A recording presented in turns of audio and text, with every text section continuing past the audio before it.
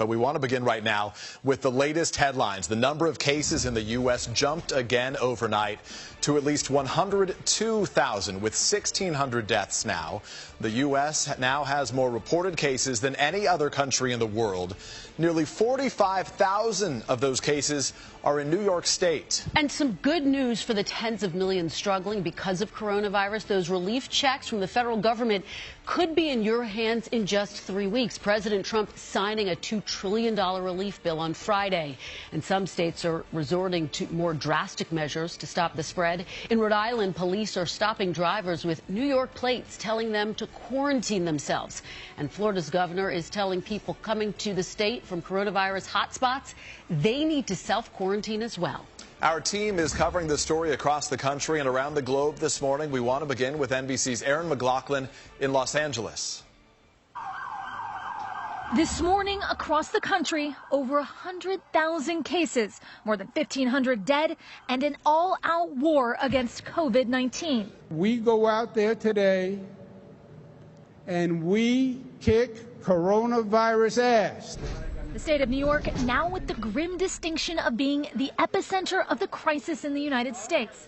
Friday, the death toll surged from 385 to more than 500.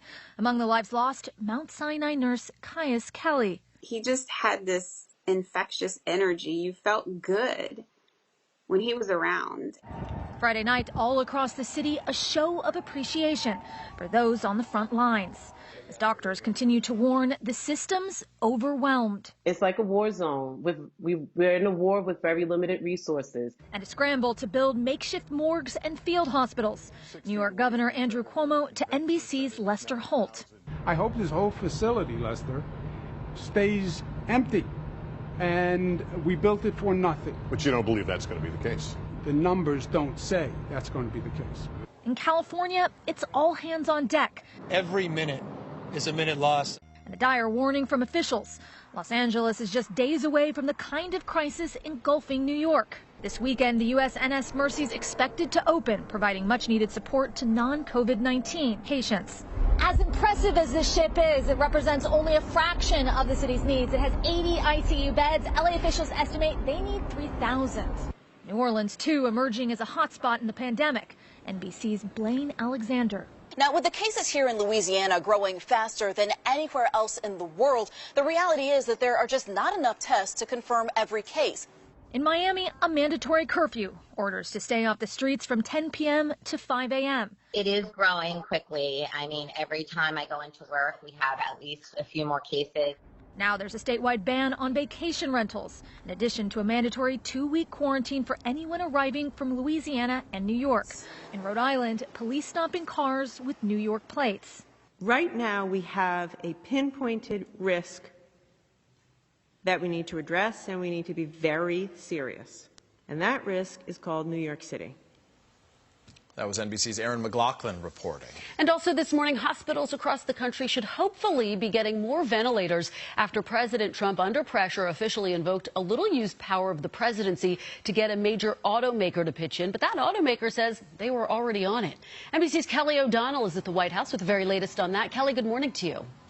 Good morning, Kristen. Despite the president's reluctance early on, he is now using the federal government's power to manufacture more ventilators and buy more where available over the next 3 months. A tight timeline, given the number of serious illnesses from coronavirus continues to rise in hotspots around the country. President Trump moved from talk to action on forced manufacturing of medical equipment. Ventilators is a big deal. After 9 days of discussing the Defense Production Act powers, Friday, the president finally used it when he says negotiations with General Motors to build ventilators hit a roadblock. We didn't want to play games. If they don't treat you right, I don't call. In a remarkable turnaround, the president, who had insisted last week the federal government is not the nation's shipping clerk. We have to get these people on board. We're not looking to get into a big deal on price. Now says the U.S. government can order ventilators to supply states and allies. If we do not need them, that would be wonderful. We can help a lot of great people all over the world. We can help them live. Bristling at demands and complaints from some governors, Mr. Trump made known his expectations. I want them to be appreciative. As the virus spreads and deaths climb, the president backed off his push to ease restrictions by Easter Sunday, saying he will consult medical experts. Life, then it's your safety. And if we need more time, they're not going to have a problem waiting it out. The president was surrounded by Republican leaders as he signed the largest relief package in U.S. history. Democrats were not invited to attend. I want to thank Republicans and Democrats. Today, President Trump heads to Norfolk, Virginia to send off a Navy hospital ship. NBC's Courtney Cubie. The next time the USNS Comfort is scheduled to be in port is in New York City.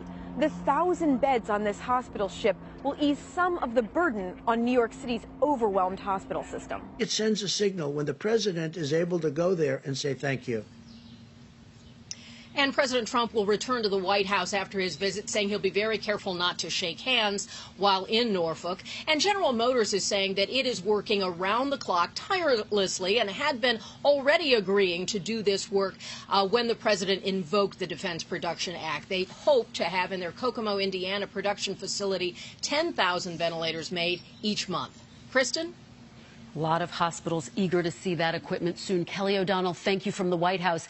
Meantime, there is some hopeful news this morning in the fight against the coronavirus. The FDA has approved a new test that could give patients results in as fast as 10 to 15 minutes, helping to pinpoint the rapid spread of this outbreak. 50,000 tests a day are expected to be delivered as soon as next week. The agency is also expediting the use of an experimental new treatment that uses the blood plasma from recovered coronavirus patients to treat those who are seriously ill. As we've been reporting, New York City has become the epicenter of this outbreak. We want to bring in Saira Madad. She is the Senior Director for the System-Wide Special Pathogens Program for New York City Health and Hospitals. She's been working for years to prepare that city for a health emergency. She's also featured in the Netflix documentary Pandemic, where she predicted something like this could be in our future. What worries me is that it just takes one person to start an outbreak. We're basically human incubators. We can host a number of different diseases. It's just a matter of time where the next pandemic is going to start. We just don't know where or how, but we know it will.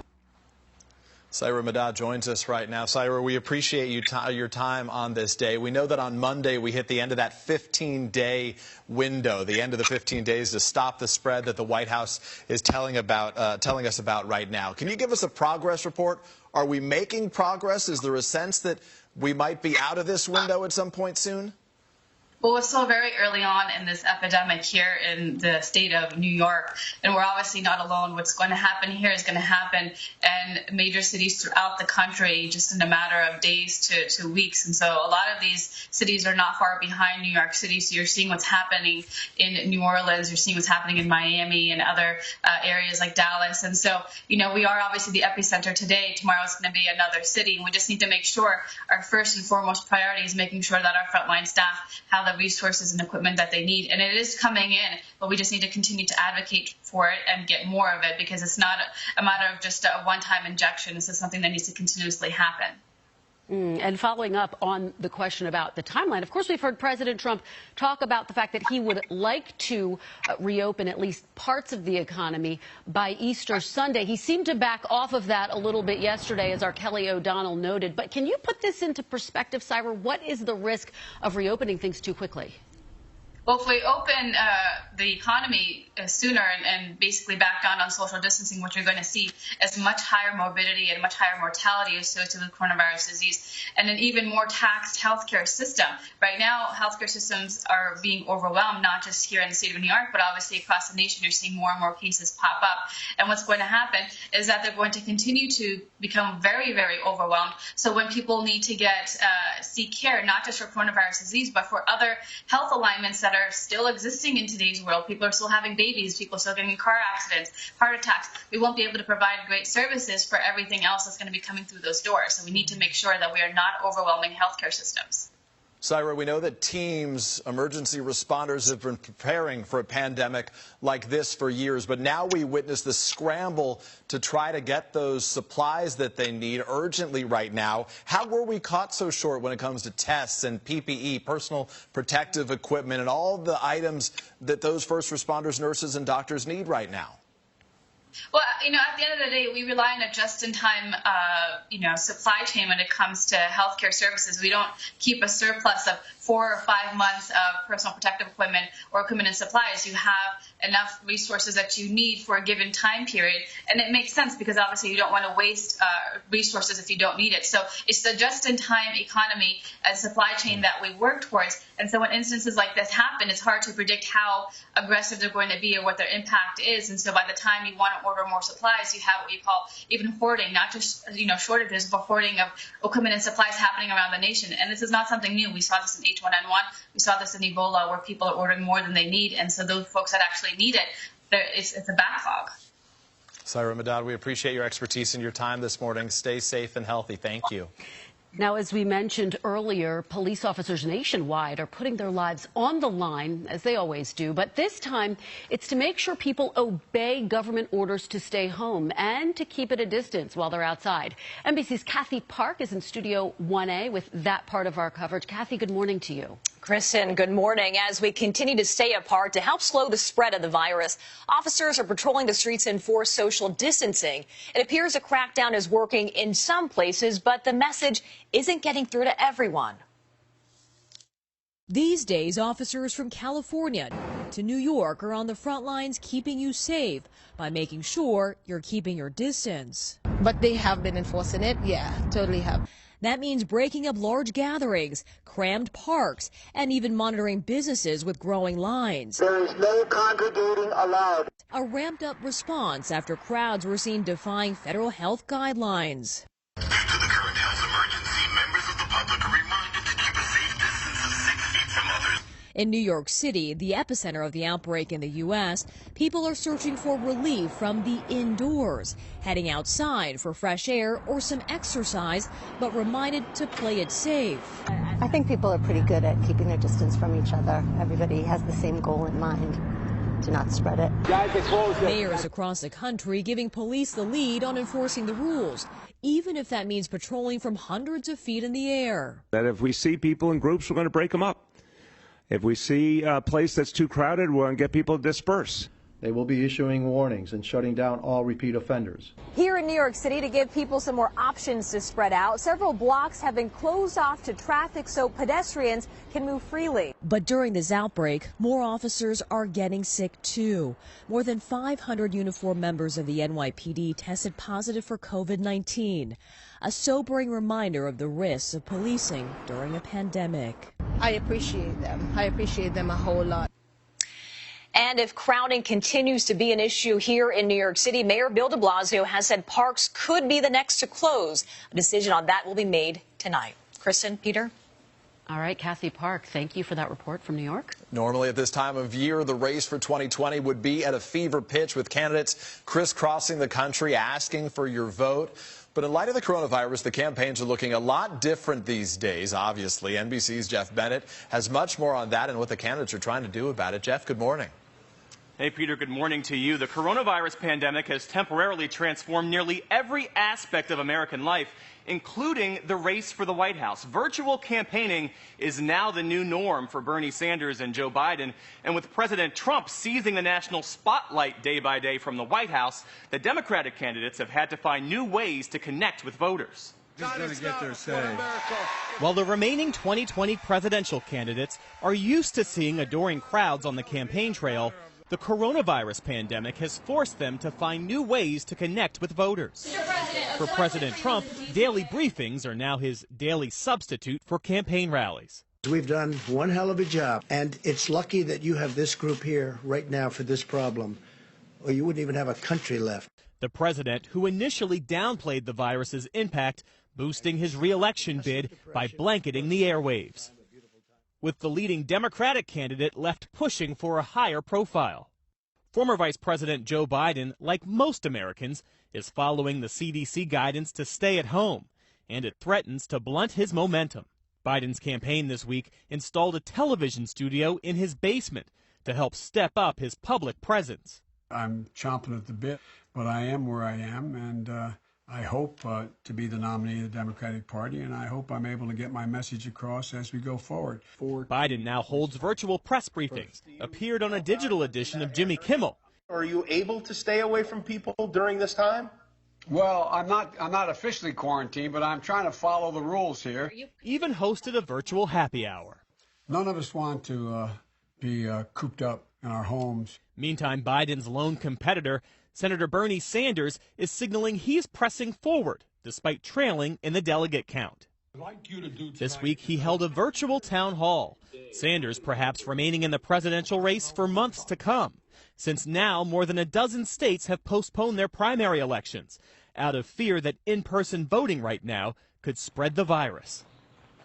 Now, even though Joe Biden has opened up a nearly insurmountable delegate lead over Bernie Sanders, Sanders says he's actively pursuing the Democratic nomination, even says he wants to participate in a potential April debate if one happens to be scheduled. Joe Biden, though, says there have been enough debates. He wants to bring this Democratic primary to a quick close. Kristen, Peter?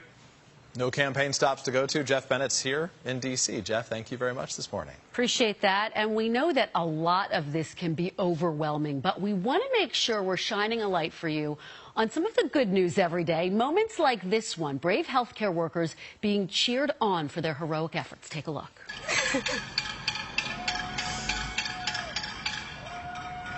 Emotional moment there. Ashlyn Jewell is a nurse at the Swedish hospital in Seattle, and she was brought to tears by the sound of the community cheering for her and her colleagues. Her girlfriend says it's been a difficult few weeks, and those are happy tears to be recognized and also appreciated. And Peter, we can't say it enough. These are the folks on the front line. Yeah, it gives you goosebumps. And we all across the country need to do the same and help cheer these people on, because we're going to be at this for a while. We're so grateful for them. There is a movement going on right now to help protect healthcare workers who are treating coronavirus patients with a potential shortage of masks to protect them. Some people are now taking matters into their own hands, and all they need is some cloth, needles, and thread. NBC's Carrie Sanders explains. Y ya está. Perfectas. From Spain to Cuba to the United States, an army now at work sewing masks for healthcare professionals. Amanda Leonard with her mom Nancy, like the iconic Rosie the Riveter from the 1940s. I think it reminds me so much of World War II. I'm a big fan of that era, and I remember seeing factories being opened and transformed to make, would make cars, and then they made airplanes, and they made war equipment. And I think that's kind of what's happening in our own garage. One of the nation's largest fabric stores, cutting squares, making kits, for a steady stream of volunteers ready to use skills many say they learned from their grandmothers. Some thread, the instructions on what to do, the elastics to put around the ears, and some extra fabric to make the masks. In their garage in Central Florida, mother and daughter taking turns swapping seats, with stay at home now the watchword, an opportunity to spend time together and for a daughter to learn a new skill. And this is a mission. It is now. Yes. Yes. It feels wonderful to be able to do something to help. The homemade masks are not designed to replace the N95 masks, which are effective. Instead, they're supposed to go over those masks because healthcare workers are having to reuse them. They're in such short supply. Kerry Sanders, NBC News, Orlando. Important to point out that those masks, including the one that Carrie, of course, just demonstrated, are taken to hospitals, sterilized, and then given out to healthcare workers who need them. Great thing those families are doing right now. Absolutely. Great to see everyone pitching.